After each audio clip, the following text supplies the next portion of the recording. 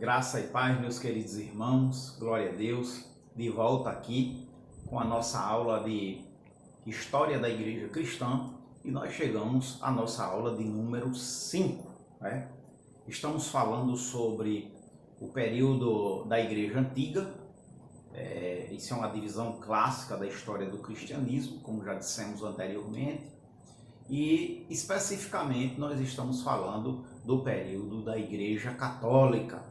A Igreja Católica, nome dado por Inácio, quando ele escreve sua carta a Esmirna, ele usa o termo católico, porque católico quer dizer universal, e não como nós temos em mente esse termo católico como se referindo à Igreja Católica Apostólica Romana. Então, a gente está falando desse período aí, e das heresias. Na última aula começamos a falar das heresias que aconteceram nesse período. A primeira heresia nós vimos o maniqueísmo, e agora nós vamos ver a segunda heresia, que é exatamente o montanismo. Então, número 2, que é a segunda desse período, nós temos o montanismo. E o que é que foi o montanismo? O montanismo foi uma heresia que ela vai acontecer através de um homem chamado Montano, ele que era da região da Frígia, e a tentativa dele era de combater um formalismo que estava tomando conta da igreja, certo? O que é que vai acontecer naquele período? A gente viu que a igreja ela crescia avassaladoramente. O sangue dos mártires regava a semente do evangelho e essa igreja crescia exponencialmente e ganhava complexidades.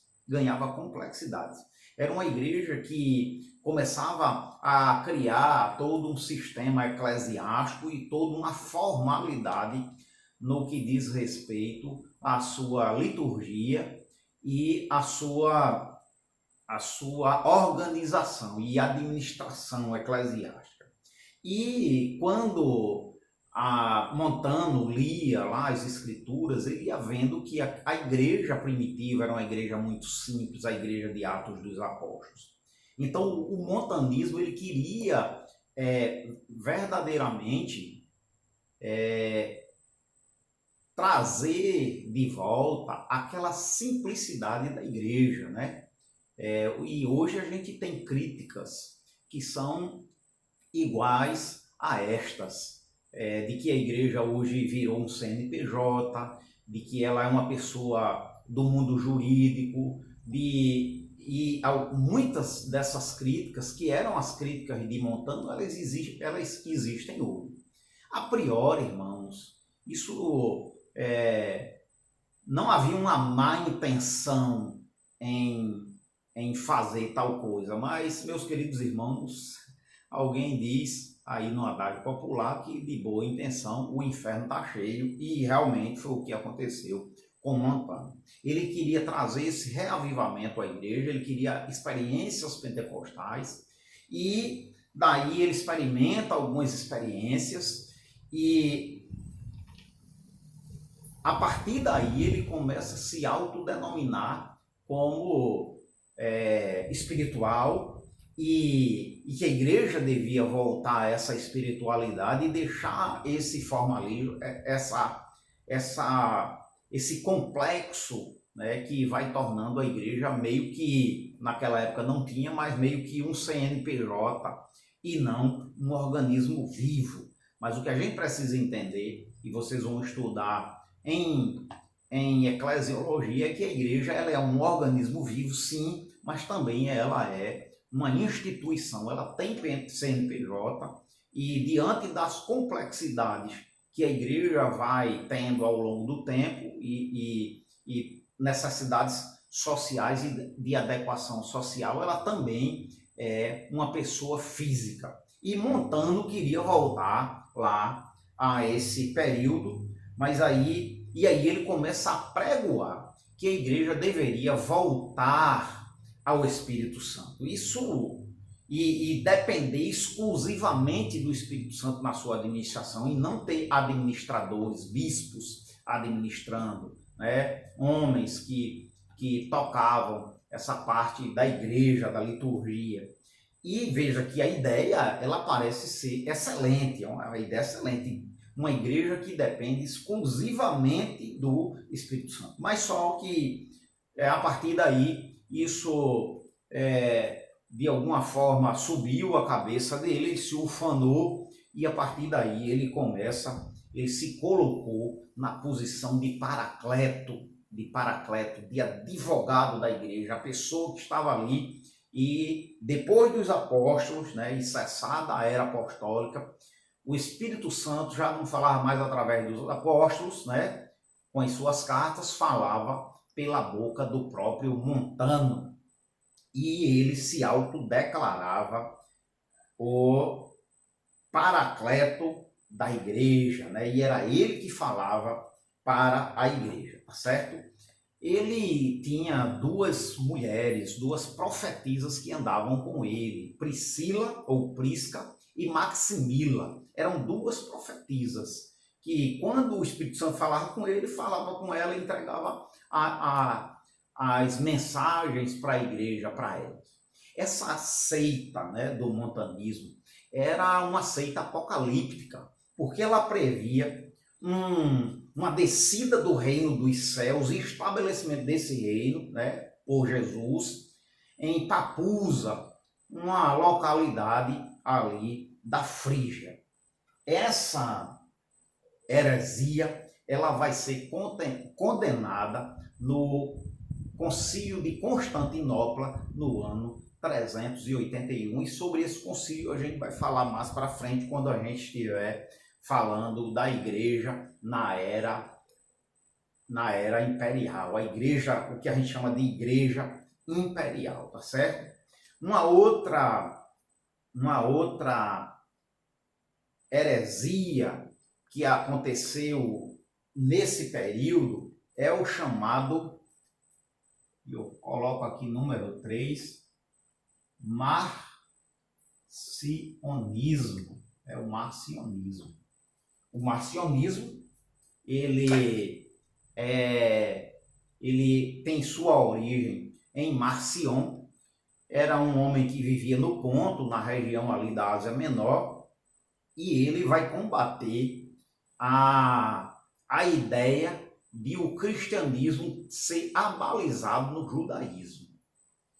Esse Marcion, ele vai rejeitar toda e qualquer ideia advinda do judaísmo. Ele rejeita completamente tudo aquilo que vem do judaísmo, porque na sua visão, Jeová ou Javé era um Deus vingativo, um Deus perverso e justiceiro. Ele era vingativo e justiceiro. E ele não admitia que o Deus do Novo Testamento fosse aquele Deus vingativo e justiceiro, tá certo? E aí o que é que vai acontecer? Ele vai rejeitar o Antigo Testamento, e vai dizer que o Pai de Jesus, ele não é aquele Deus. O Pai de Jesus é um Deus bom, é um Deus misericordioso e perdoador, enquanto Jeová do Antigo Testamento não tinha nada a ver com Cristo e, portanto, ele rejeita tudo que venha do Antigo Testamento. Os irmãos sabem, a igreja cristã, ela entende Jesus, entende o ministério de Jesus, entende a doutrina do pecado, a doutrina da justificação, a doutrina da redenção, a partir daquilo que estava lá no Antigo Testamento e que a igreja sempre teve como palavra de Deus, porque o próprio Jesus assim admitia, reconhecia a autoridade canônica do Antigo Testamento, e ele vai citar amplamente, não só ele, mas os apóstolos também vão citar o Antigo Testamento na explicação do ministério e na explicação do cristianismo. Então, o que é que Marcion faz? E isso vai ser de muita importância para a igreja cristã. Veja, o diabo ele tenta bagunçar a igreja, ele tenta destruir a igreja com heresia, mas os propósitos de Deus, eles são verdadeiramente cumpridos. Esse homem, ele vai elaborar, até então, meados do século II, a igreja não tinha uma coletânea de livros canônicos aceitos dentro da comunidade cristã. Os escritos, eles já eram aceitos como palavra de Deus, mas havia alguns mas não havia uma coleção, não havia um cânon do Novo Testamento formado. Mas veja só, esse homem, Marcion, ele vai formar um cânon próprio, e aí ele rejeita todos os livros que continham menções do Antigo Testamento. Então ele vai contestar Mateus, porque Mateus vai mostrar Jesus como o Messias prometido no Antigo Testamento e o cumprimento da promessa feita a Davi, de que o trono dele jamais teria fim. E ele vai rejeitar tudo isso, ficando apenas o cânon de Marcion. Ele admitia apenas em sua lista o Evangelho de Lucas e 10 das cartas paulinas. Todo o resto foi condenado por Marcion, tá certo? Foi condenado por Marcion. E isso aí vai forçar a igreja a desenvolver um cânon do Novo Testamento. Observe. Duas coisas vão ajudar. A primeira coisa que vai ajudar a formação do cânon do Novo Testamento é aquela questão das entregas das Escrituras a Diocleciano lá no ano 303. A gente falou na aula passada, inclusive na aula retrasada. A gente falou isso aí. Aula de número 7 e 8.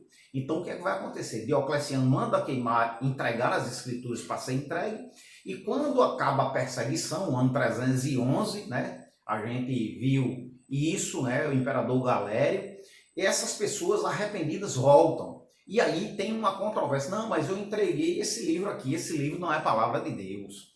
E nessa polêmica aí, a igreja também é forçada a estabelecer a sua coletânea de livros canônicos, tá certo?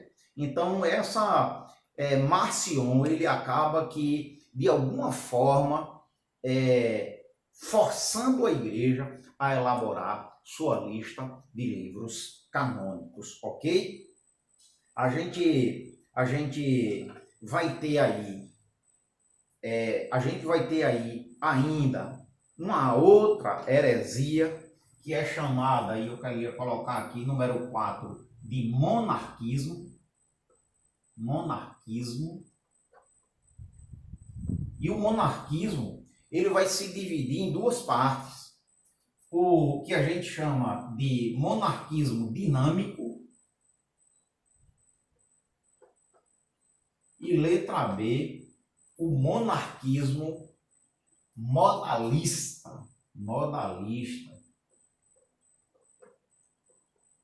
O monarquismo dinâmico, ele é originado, o fundador é Paulo de Samosata.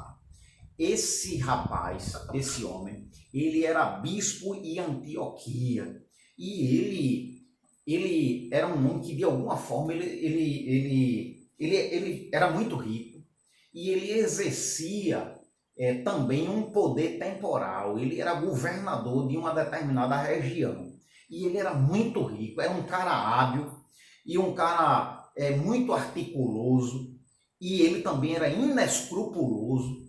Os irmãos terem uma ideia, esse homem se elevou tanto dentro da igreja de Antioquia, que lá existia um coral que cantava louvores a ele mesmo, a pessoa dele, né? Glória a Deus que isso acabou, não tem mais isso nas igrejas, não tem essa idolatria a homens na igreja, né? E aí vai ter esse homem aí. E qual era a ideia de Paulo de Samósata? Era que Cristo, ele era apenas um homem. Mas veja só, num determinado momento, o Logos, ele vem sobre ele e dá a ele, confere a Cristo, a Jesus, um caráter salvador. Dá a Jesus um caráter salvador. Então, por isso chamado de monarquismo dinâmico. Já o monarquismo modalista, o seu fundador é Sabélio, e Sabélio, na tentativa de destruir qualquer possibilidade de se entender a Trindade como um triteísmo, né? Ou seja, a tentativa dele era de acabar com qualquer possibilidade de que as pessoas que iam pensar que havia 3 deuses. E aí os irmãos lembram das aulas de doutrina de Deus. Cristo não é o Espírito Santo, o Pai não é o Filho não é o Espírito Santo não é o Pai. Embora eles sejam pessoas distintas, mas há um só Deus, tá certo? Então ele queria, tentando acabar com a ideia do triteísmo, de que havia 3 deuses, né, e afirmar que havia só um, ele vai trazer essa ideia do monarquismo modalista, dizendo o quê? Dizendo que, na verdade, o que houve foi que o Espírito Santo, ou melhor, Deus, ele é um só, mas ele se manifestou em 3 modalidades. A primeira, como o Pai, lá no Antigo Testamento. A segunda, como o Filho, nos Evangelhos. E depois da ressurreição do Deus encarnado, ele vai se manifestar como o Espírito Santo. Isso aí, irmãos, é uma heresia que ainda acontece nos dias atuais, né? Os unitaristas, eles ainda veem dessa forma. A gente tem aqui aquele conjunto que eu gosto muito das músicas, da Voz da Verdade, eles acreditam nessa ideia herética aí, que foi debelada já no primeiro concílio de Nicéia, em 325, e confirmada nos concílios posteriores, ok? Eu vou pegar aqui um papel para apagar aqui, porque a gente ainda quer trazer algumas coisas aqui para os irmãos, certo? Quem não anotou, para o vídeo e anota. Essa é a grande facilidade de nós termos o vídeo, né? Dá para dar uma pausa e anotar alguma coisa. Então vamos lá. O que é que vai surgir aí? Vai surgir as figuras dos defensores da fé. E aí eu tenho os apologistas e eu tenho também aqui os polemistas. Apologistas e polemistas. E aí eu vou ter diferenças de atuações, tá certo? Eu vou ter diferença de atuações. Eu tenho aí os apologistas, ele vai enfrentar oposição externa, ou seja, de fora da igreja, e eu tenho os polemistas enfrentando oposição interna, de dentro da igreja. Então, veja só, os apologistas, eles se especializaram em defender a fé de problemas externos. A ideia deles era defender a igreja da oposição externa, defender a igreja da perseguição. E aí eles tentam explicar o cristianismo contra essa oposição externa. Já os polemistas não, os polemistas vão defender a fé da oposição interna, da oposição da própria igreja. Heresias que aconteciam dentro da própria igreja, eles vão defender a fé, tá certo? Eles vão defender a fé, ok? É interessante que esses apologistas, eles vão vir, são cristãos que vieram do paganismo.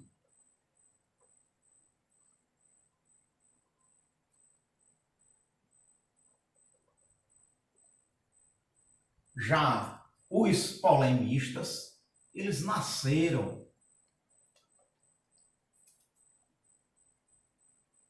no cristianismo.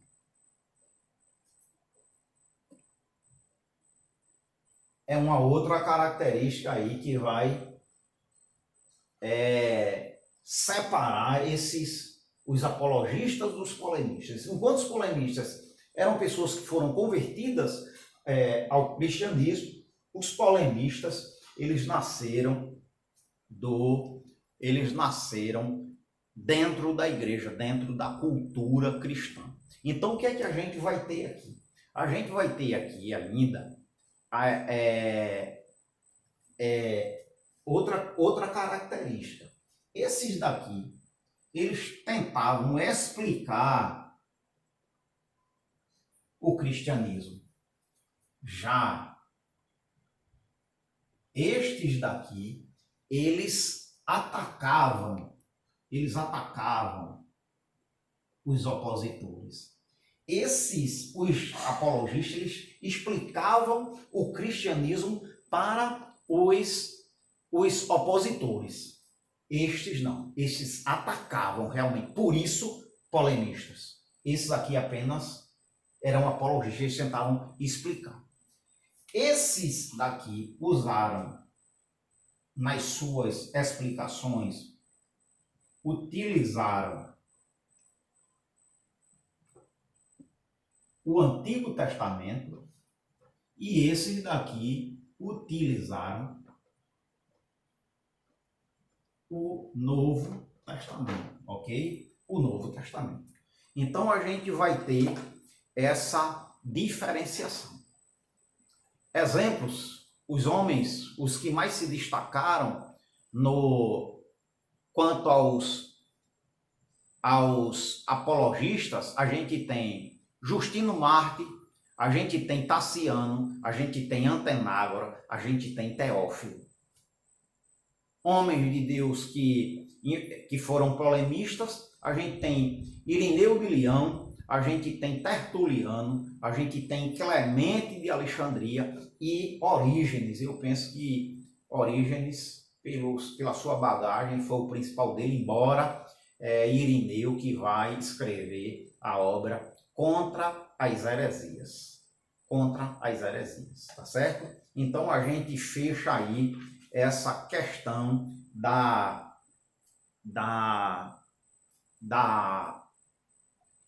heresia no período da Igreja Católica. E eu queria ainda colocar aqui um detalhe que eu acho que é interessante a gente falar sobre isso. É que nesse período a igreja vivia escondida. E é só uma curiosidade que a gente vai trazer aqui para os irmãos. É que a gente às vezes perguntava como é que apareceu a figura do peixe como símbolo cristão, né? E a gente conhece a figura do peixe como símbolo cristão, não é isso? A gente conhece essa figura do peixe. É um peixe meio feio, mas está tranquilo. Essa figura do peixe. Na verdade, essa figura do peixe era um acrônimo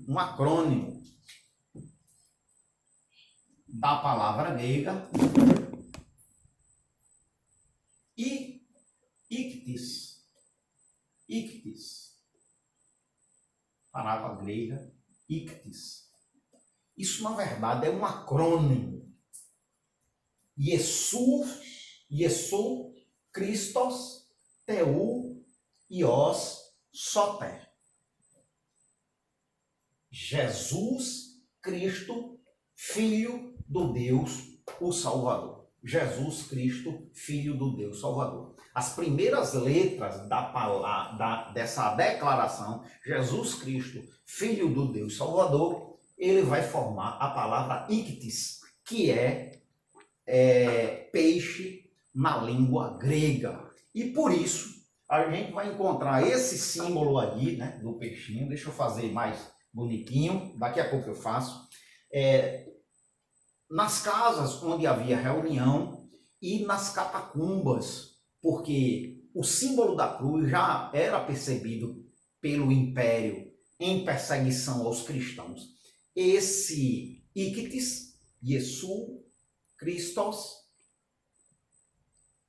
Ios, Theos, Soter, Jesus Cristo, Filho do Deus, o Salvador, ele, Filho de Deus, o Salvador, esse acrônimo, ele vai estampar os locais de reuniões e as catacumbas dos cristãos, tá certo? E era até comum existir uma certa comunicação entre os cristãos. Alguém passava num lugar e fazia esse símbolo com uma concha virada para baixo, outra pessoa passava e fazia esse símbolo, uma conchinha virada para cima, e ali os cristãos tinham esse código. Essa coisa, a necessidade de se esconder, esses códigos que existiam no cristianismo, fez ele também ganhar algumas desconfianças e boatos, principalmente boatos. Então, quando vê aquele que não beber do meu sangue, não comer da minha carne, então isso aí foi divulgado naquele mundo daquela época, que os cristãos eram canibais, que ele comia criança, e eram tantas acusações, mas em meio a todas as acusações, e embora todas as acusações, essa igreja permaneceu de pé firme, e ela entra agora no período imperial, né, com a conversão de Constantino e o Edito de Milão, agora num novo patamar. Os seus cultos eles passam a fazer parte do cotidiano das pessoas. Outros editos foram publicados favorecendo os cristãos, e aí essas ideias, uma vez que a igreja não precisava mais se esconder, essas ideias, elas tiveram fim. Mas, irmãos, essa igreja imperial vai ter outros tipos de problemas que nós veremos nas próximas aulas, ok? Então a gente vai parando esse vídeo agora. Que Deus te abençoe em nome de Jesus, e não deixa acumular os vídeos. Vai assistindo, tá certo? Fica na paz.